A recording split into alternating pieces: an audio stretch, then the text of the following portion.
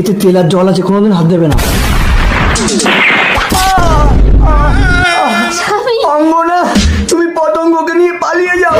দাঁড়াও, পালাতে পারবে না, তোমাদের গেটে তালা বন্ধ করে দিয়েছি। আপনার পায়ে পড়ছি, দয়া করে আমাকে মারবেন না, তাহলে আমার এই মেয়েটা আর বাঁচবে না। আপনি যা চাইবেন আমি আপনাকে তাই দেবো। কথা দাও। আমার মেয়ের মাথায় হাত রেখে বলছি, আপনি যা চাইবেন আমি আপনাকে তাই দেবো। বলুন কি চাই? এখন আমি কিছু চাই না, সময় হলে আমি ঠিক চেয়ে নেবো। 20 বছর পর পতঙ্গ, এত বড় হয়েছিস তবুও কি মায়ের কোলে শুয়ে থাকতে হয়? দুদিন পরে তো তোর বিয়ে দেবো। ও মা, আমি তোমাকে ছেড়ে কোথাও যাব না। পতঙ্গ, ঘরে যা। প্রতাপ বাবু, আপনি? মনে আছে তাহলে? এত বছর পর আপনি এসেছেন, এই বয়সে আপনাকে দেওয়ার মতো শারীরিক সামর্থ্য আমার নেই। সেই জন্যই তো আমি তোমার মেয়েকে চাই। অসম্ভব, আপনি অন্য কিছু চান। ভুলে যেও না, মেয়ের মাথায় হাত রেখে কথা দিয়েছিলে যা চাইবো তাই দেবে। আমি বিয়ে করতে রাজি। পতঙ্গ, মা ছোটবেলায় বাবাকে হারিয়েছি, এখন আমি তোমাকে হাতে চাই না। তোমার থেকে তোমার মেয়ে বেশি বুদ্ধিমান, চলে এসো। ভয় পেও না, আমি তোমাকে স্পর্শ করব না। চলো, আমি তোমাকে একটা জিনিস দেখাচ্ছি, দেখো।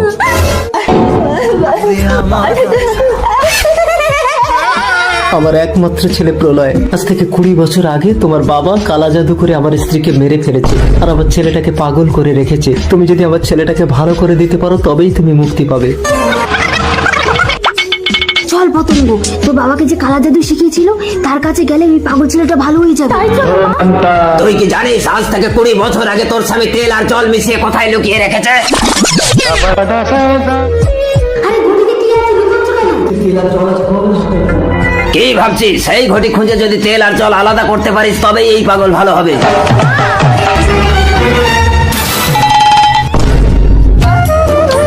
মা, তাড়াতাড়ি তেল আর জল আলাদা করো। করছি করছি।